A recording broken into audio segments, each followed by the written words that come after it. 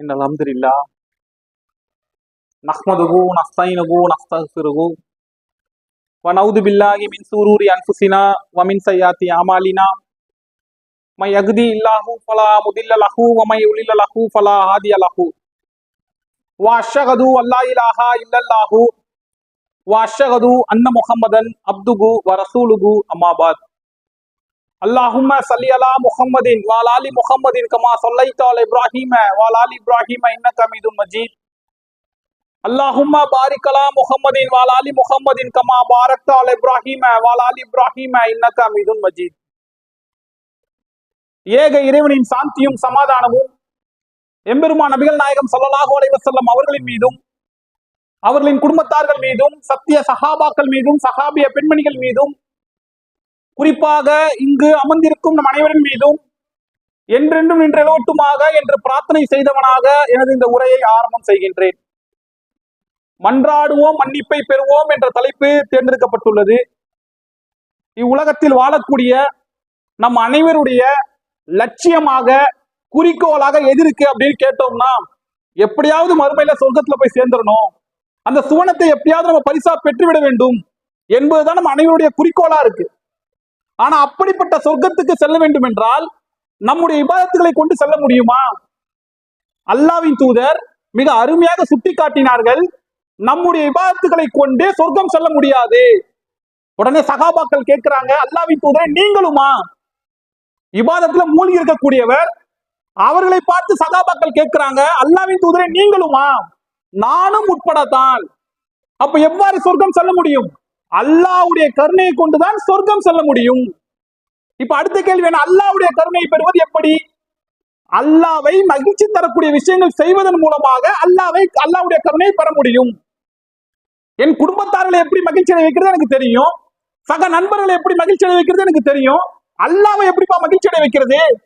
எத்தனையோ வழிமுறைகள் இருந்தாலும் சரி, அதில் முதன்மையான ஒன்றாக சொல்லப்படுவது, ஒரு அடியான் அல்லாஹ்விடத்திலே பாவமன்னிப்பு கேட்கும் பொழுது அல்லாஹ் சந்தோஷம் அடைகின்றான். எந்த அளவுக்கு? ஒரு வரலாற்று செய்தி. ஒரு அடியான் பாலைவனத்துல பயணம் போறான்.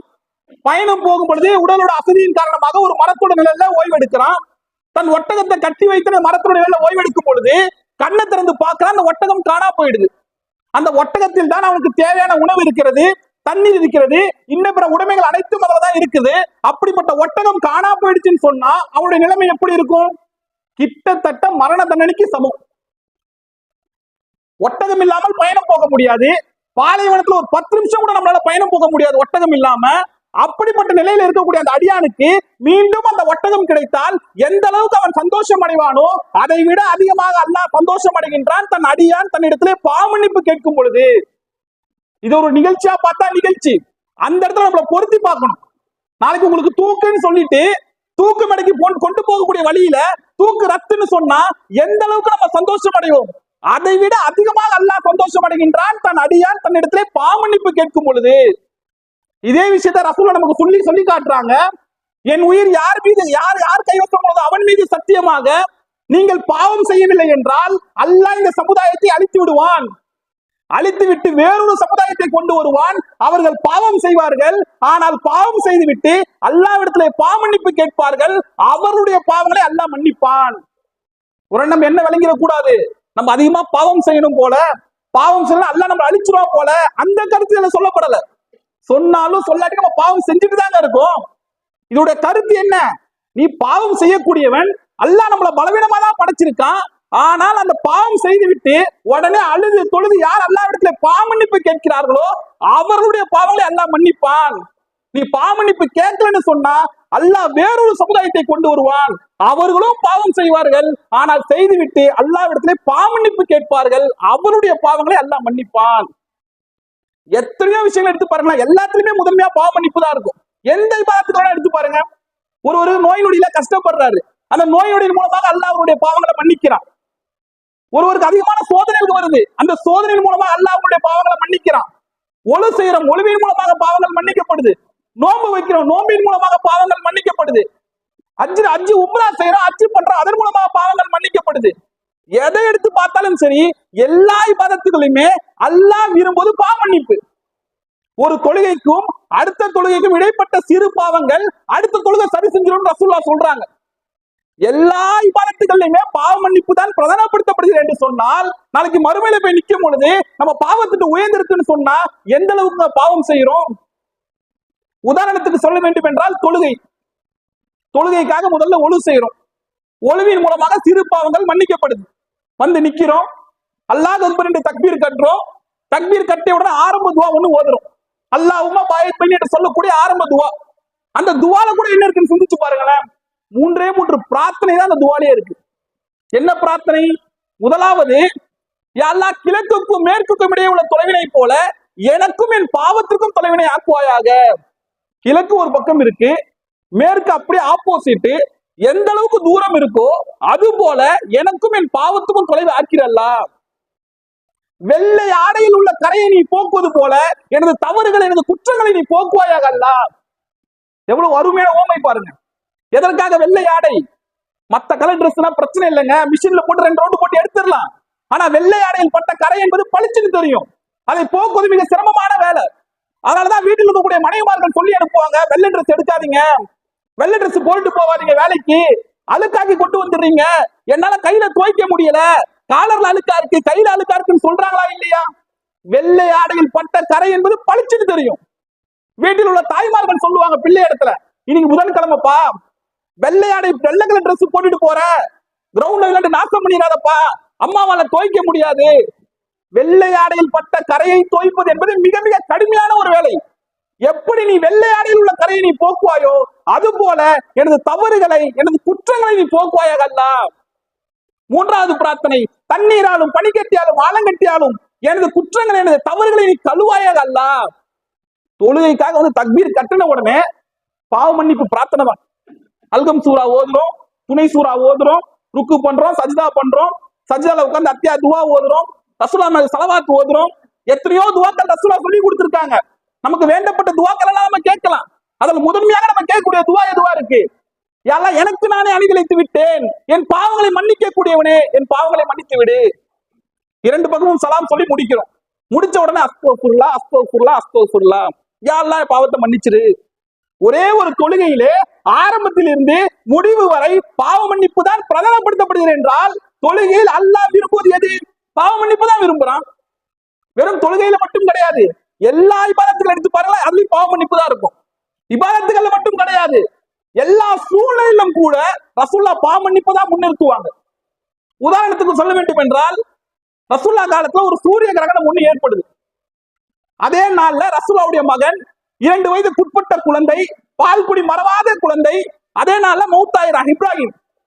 மக்கள் எல்லாம் கூடி பேசுறாங்க, ரசூலுல்லாஹ்வோட மகன் மௌத்தாயிட்டான், அதனாலதான் சூரியனே கிரகணம் அடிச்சிருக்கு. உடனே அல்லாஹ்வின் தூதர் மக்களை கூட்டி உபதேசம் செய்யறாங்க, யாருடைய பிறப்புக்காகவும் யாருடைய இறப்புக்காகவும் இவைகள் நிகழ்வதில்லை, இவைகள் அல்லாஹ்வுடைய அத்தாட்சிகள். எதற்காக தெரியுமா அல்லாஹ் இந்த கிரகணங்களை ஏற்படுத்துறான்? தன் அடியார்களை அச்சமூட்டுகின்றான். அல்லாஹ் நமக்கு எல்லாம் பயம் காட்டுறான். இப்படிப்பட்ட ஒரு நிகழ்வை நீங்கள் சந்தித்தாலோ அல்லது உங்களுக்கு நேர்ந்தாலோ நீங்கள் என்ன செய்ய வேண்டும் தெரியுமா? அல்லாஹ்வின் பால் திரும்புங்கள், அவனிடத்துல திக்ர் பண்ணுங்க, அவனிடத்துல பிரார்த்தனை செய்யுங்கள், அவனிடத்திலே பாவ மன்னிப்பு கோருங்கள். ஒரு சூரிய கிரகணம் ஏற்பட்டாலும் பாவ மன்னிப்பு. ரசூலுல்லாஹ் எத்தனையோ ஜும்மா மேடைகள்ல பயான் பண்ணியிருக்காங்க, பெருநாள் திடல்ல பயான் பண்ணியிருக்காங்க, மக்களுக்கு எவ்வளவு உபதேசங்கள் செஞ்சிருக்காங்க. அந்த உபதேசங்கள் செய்யும் பொழுது கூட ஆரம்ப துவா ஒண்ணு ஓதுவாங்க. சில பேருக்கு கேட்டு கேட்டே மனப்படமா இருக்கும், நஹ்மதுஹு நஸ்தைனுஹு நஸ்தக்ஃபிருன்னு சொல்லக்கூடிய துவா. அந்த துவால கூட என்ன இருக்குன்னு சிந்திச்சு பாருங்களேன். அவனையே நாங்கள் புகழ்கின்றோம், அவனிடத்திலே உதவி தேடுகின்றோம், அவனிடத்திலே பாவ மன்னிப்பு கோருகின்றோம். ஒரு தொழுகையை ஆரம்பிக்கும் பொழுது பாவ மன்னிப்பு, ஒரு தொழுகையை முடிக்கும் பொழுது ஒரு பாவ மன்னிப்பு, சூரிய கிரகணம் ஏற்படும் பொழுது பாவ மன்னிப்பு, பயான் நிகழ்த்தும் பொழுது பாவ மன்னிப்பு. ஏன் பாத்ரூம் போயிட்டு வந்தா கூட குஃப்ரானக்க யா அல்லாஹ் என் பாவத்தை மன்னிச்சிரு. எல்லா சூழ்நிலையுமே ரசூலுல்லாஹ் பாவ மன்னிப்பு தான் முன்னிறுத்துறாங்க. அல்லாஹ்விடமிருந்து பெற வேண்டிய எத்தனையோ அன்பளிப்புகள்ல மிக முக்கியமான அன்பளிப்பு எதுன்னா பாவ மன்னிப்பு தான் இருக்கு. பாவ மன்னிப்பை மட்டும் அல்லாஹ் இடத்துல பெற்றுவிட்டோம் என்று சொன்னால் அவர்களுக்கு சொர்க்கம் உறுதி. நான் அதிகமான இபாதத்து செய்யறேன், ஆனா பாவ மன்னிப்பை கேட்கலன்னு சொன்னா அவர்கள் சொர்க்கம் செல்வது கடினம். எவரிடத்துல அதிகமான பாவ மன்னிப்பை கேட்கக்கூடிய தன்மை இருக்கிறதோ அவரால் மட்டும்தான் சொர்க்கம் செல்ல முடியும். ரசூலுல்லாஹ்வோட வலிமையான செயல்பாடுகள் எப்படி இருக்குன்னு பாருங்க. ரசூலா தன் வளமையான செயல்பாடு தினமும் ரசூலா எப்படி இருப்பாங்க? ரசூலா சொல்லி காட்டுகிறார்கள், அல்லாஹ்வின் பால் திரும்புங்கள், அவரிடத்திலே பாவ மன்னிப்பு கேளுங்கள். நான் ஒரு நாளைக்கு 100 தடவை பாவ மன்னிப்பு கேட்பேன். ஒரு நாளைக்கு 100 தடவை கேட்கிறாங்க, அதிகமா பாவம் செஞ்சிருக்காங்கன்னு அர்த்தமா? அல்லாஹ்வின் தூதர் அற்பத்திலும் அற்பமாக பாவம் செய்தவர்கள். நம்மளாம் பாவத்திலே மூழ்கி போயிருக்கிறோமேங்க. அப்ப ஒரு நாளைக்கு நம்ம எத்தனை தடவை கேட்கணும்? நம்ம அனைவருக்குமே தெரியும், அல்லாஹ்வின் தூதர் முன்பின் பாவம் மன்னிக்கப்பட்டவர்கள். வாழும் பொழுது அல்லாஹ் வாக்குறுதி கொடுத்துட்டான். அவர்கள் ஒரு நாளைக்கு 100 தடவை பாவ மன்னிப்பை கேட்கிறார்கள் என்று சொன்னால் நம்ம எத்தனை தடவை கேட்கணும்? நம்மளுடைய பிரார்த்தனைகளை கூட எடுத்து பாருங்களேன். கேட்கும் பொழுது யாரையும் பாவத்தை மன்னிச்சிரு, யாரையும் பெற்றோரின் பாவத்தை மன்னிச்சிரு. அதன் பிறகு வியாபாரத்தின் பக்கமோ தொழிலின் பக்கமோ இன்னும் பிற தேவைகளின் பக்கமோ தான் நம்மளுடைய பிரார்த்தனை இருக்கே தவிர, பாவ மன்னிப்பிற்காக 2 ரக்காத் தொழுதிருப்போமா? பாவ மன்னிப்பிற்காக நோன்பு வச்சிருப்போமா? பாவ மன்னிப்பிற்காக தான தர்மங்களை ஈடுபட்டிருப்போமா? நம்ம அனைவருக்குமே தெரியும், இபாதத்துகளை கொண்டு சொர்க்கம் செல்ல முடியாது, அல்லாஹ்வுடைய கருணையை கொண்டுதான் சொர்க்கம் சொல்ல முடியும். அப்படிப்பட்ட கருணையை பாவ மன்னிப்பின் மூலமாக பெற முடியும் தெரிஞ்சும் கூட பாவ மன்னிப்பிற்கு அலட்சியம் காட்டுறோமே. 2 நிமிஷம் உட்கார்ந்து கேட்க முடியலையே. தொழுகையை முடிச்சு சலாம் முடிச்சு திருப்பி பார்த்தா பாய் இருக்க மாட்டாரு. பிரார்த்தனை செய்வர்கள் கூட பாவ மன்னிப்பை கேட்க மறந்துடுறோமே. இபாதத்தில் மூழ்கி இருக்கிறோம். ஆனா அந்த இபாதத்துல ரொம்ப முக்கியமான ஒன்று அல்லாஹ்விடத்துல பாவ மன்னிப்பு என்பதை மறந்து போய் இருக்கிறோமே. அல்லாஹ்வே திருமறை குர்ஆன்ல நம்ம அனைவருக்குமே ஒரு ஹிண்ட் ஒண்ணு கொடுக்குறான். நீ சொர்க்கம் செல்ல வேண்டுமா, பிரார்த்தனை எப்படி செய்ய வேண்டுமா, நான் உனக்கு சொல்லித்தரேன் பாருன்னு சொல்லி நபிமார்கள் செய்த பிரார்த்தனை அல்லாஹ் திருமறை குர்ஆன்ல சொல்லி காட்டுகின்றான். நபி நூஹ் அலைஹிஸ்ஸலாம் அவர்கள் செய்த பிரார்த்தனையை அல்லாஹ் 7வது அத்தியாயத்திலே சொல்லி காட்டுகின்றான். அவர்கள் எப்படி தெரியுமா பிரார்த்தனை செஞ்சாங்க?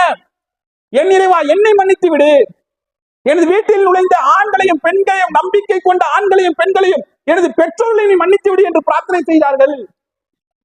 நபி மூசா அலைஹிஸ்ஸலாம் செய்த பிரார்த்தனை அல்லாஹ் 71வது அத்தியாயத்திலே சொல்லி காட்டுகின்றான். யா அல்லாஹ், என்னை மன்னித்து விடு, எனது சகோதரன் ஆருனை மன்னித்து விடு, உனது அருளில் என்னை நுழைத்து விடு அல்லாஹ் என்று பிரார்த்தனை செய்தார்கள். நபி சுலைமான் அலைஹிஸ்ஸலாம் அவர்கள் செய்த பிரார்த்தனை அல்லாஹ் திருமறை குர்ஆனில் சொல்லி காட்டுகின்றான். யா அல்லாஹ், என்னை மன்னித்து விடு, எனக்கு கொடுக்கப்பட்டுள்ள அருட்கொடைகளை போல வேறு எவருக்கும் கொடுத்து விடாதே என்று அவர்கள் பிரார்த்தனை செய்தார்கள். நபி தாவூத் அலைஹிஸ்ஸலாம் அவர்கள் செய்த பிரார்த்தனை அல்லாஹ் 38வது அத்தியாயத்திலே சொல்லி காட்டுகின்றான். யா அல்லாஹ், என்னை மன்னித்து விடு, அல்லாஹ்விடத்திலே பாவ மன்னிப்பு கேட்டார்கள். எப்படி? பணிந்து தவழ்ந்து அல்லாஹ்விடத்திலே பாவ மன்னிப்பு கேட்டார்கள். எல்லா நபிமார்களுமே யா அல்லாஹ் மன்னித்து விடு, மன்னித்து விடு, மன்னித்து விடு என்று பாவ மன்னிப்பு தான் கேட்கிறார்கள் என்று சொன்னால் நம்ம என்னங்க பண்ணணும்? நம்ம அனைவருக்குமே தெரியும், நபிமார்கள் சொர்க்கத்துக்குரியவர்கள், அல்லாஹ்வுக்கு நெருக்கமானவர்கள்.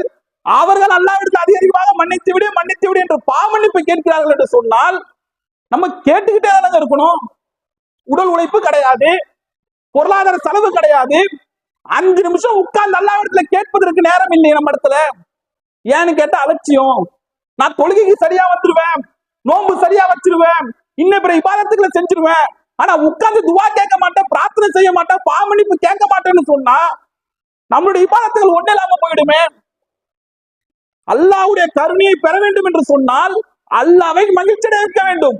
அப்படிப்பட்ட மகிழ்ச்சியை தருவதில் மிக பிரதானமாக இருப்பதே பாவ மன்னிப்பு தான். இவையெல்லாம் பாவ மன்னிப்போட முக்கியத்துவங்கள். இப்ப அடுத்த விஷயம் என்ன? நீங்க சொல்றதெல்லாம் சரிதான், ஆனா பாவ மன்னிப்பு கேட்பவர்களுக்கு கூட 2 விஷயங்களை கடைபிடிப்பதே கிடையாது.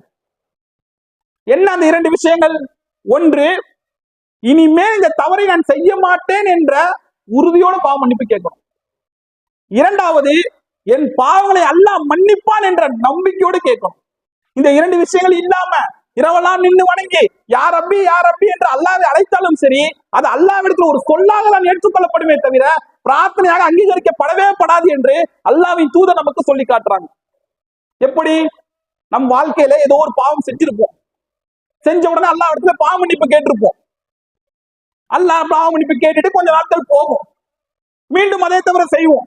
அல்லாஹ்விடத்துல பாவ மன்னிப்பு கேட்கலாம் என்று சொல்லும் பொழுது அப்பதான் எல்லாருக்குள்ளேயும் சைத்தான் வருவான், உள்ளத்துல ஒரு செய்தியை போடுவான்.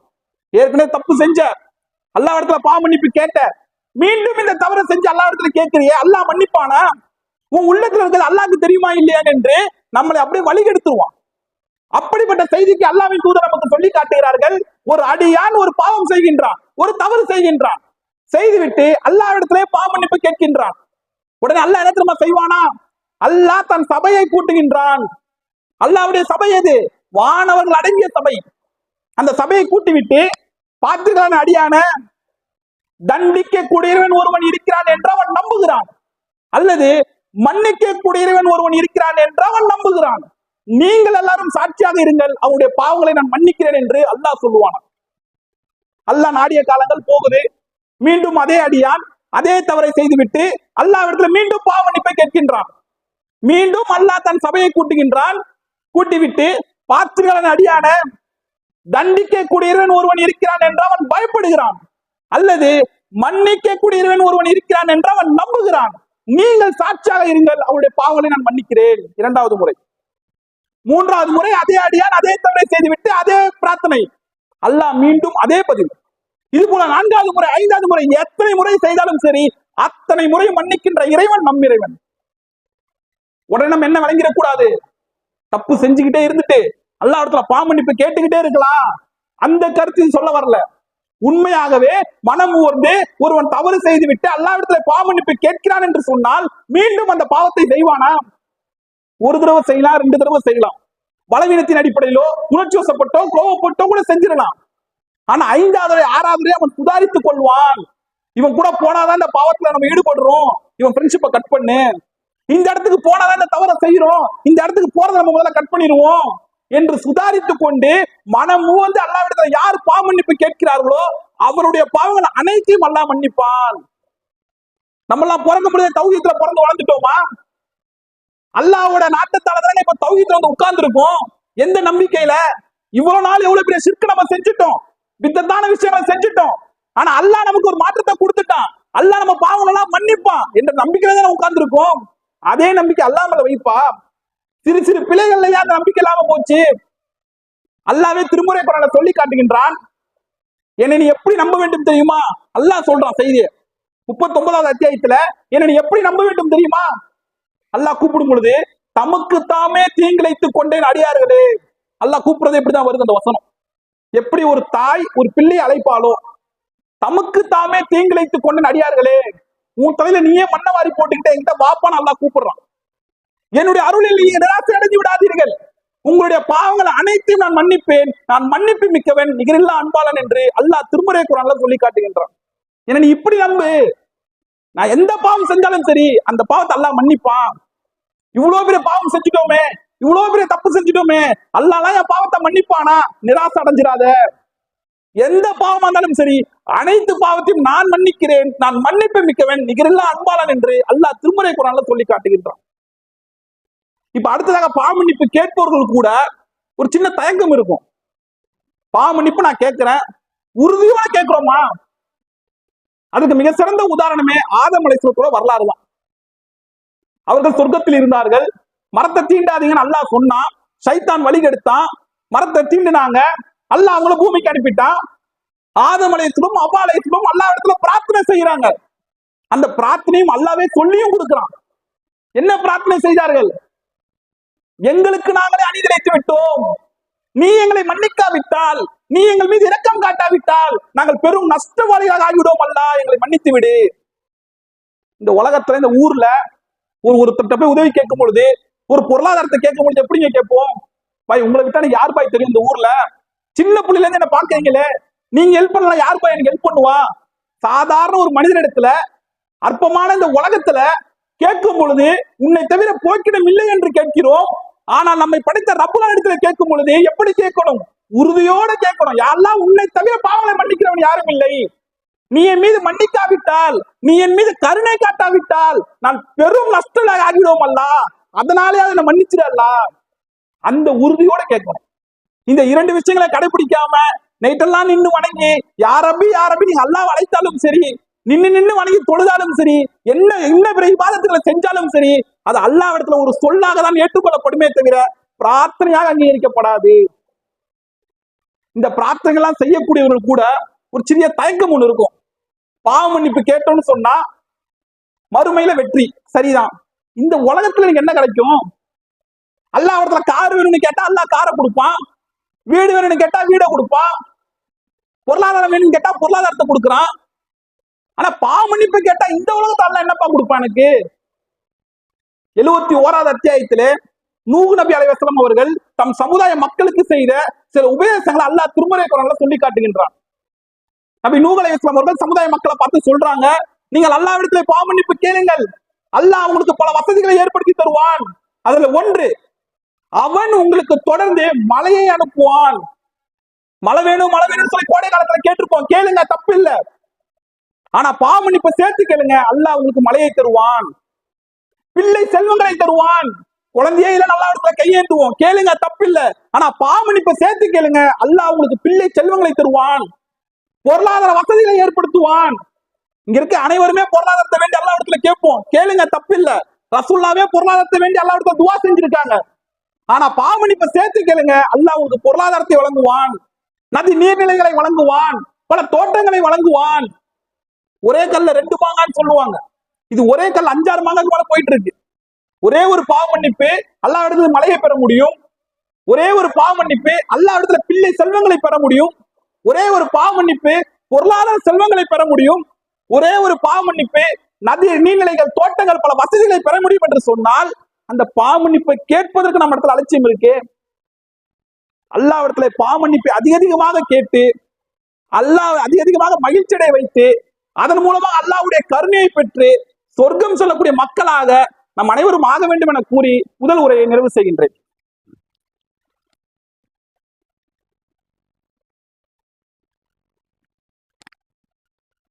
அல்ஹம்துலில்லாஹ். பாவ மன்னிப்பை பொறுத்த வரைக்கும் நாம் அல்லாஹ்விற்கு செய்யக்கூடிய பாவம், அதாவது அல்லாஹ்வுக்கு நம்ம எதுவும் பாவம் செஞ்சிட முடியாது, நமக்கு நாமே செய்யக்கூடிய பாவத்தை தான் அல்லாஹ் மன்னிப்பான் தன் நாடியவருக்கு. எப்படி? அல்லாஹ் சொன்ன விஷயத்தை செய்யாம இருக்கிறது, இல்ல அல்லாஹ் தடுத்த விஷயத்தை நம்ம செய்யறது, ஹராமான விஷயத்தை செய்யறது, இப்படிப்பட்ட பாவங்கள் இருக்கா இல்லையா, அந்த பாவங்களை அல்லாஹ் தன் நாடியவருக்கு மன்னிப்பான். ஆனா நம்ம என்ன பண்றோம்? சக அடியார்களுக்கும் பாவம் செய்கிறோம். அந்த சக அடியார்களுக்கு செய்யக்கூடிய பாவத்தை சம்பந்தப்பட்ட அடியான் மன்னிக்காத வரை அல்லாஹ் ஒருபோதும் மன்னிக்க மாட்டான் என்று அல்லாஹ்வின் தூதர் சொல்றாங்க. எப்படி?